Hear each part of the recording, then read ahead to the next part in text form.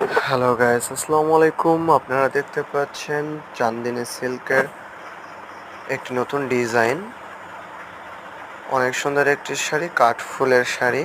আপনারা যেটা দেখতে পাচ্ছেন সেটা হচ্ছে শাড়ির আঁচল, অনেক সফট এবং অনেক নরম, পানি দ্বারা ধোয়ারযোগ্য, সাবান দিয়ে ধুতে পারবেন, অনেক চকচকে কালার গ্যারান্টি হবে।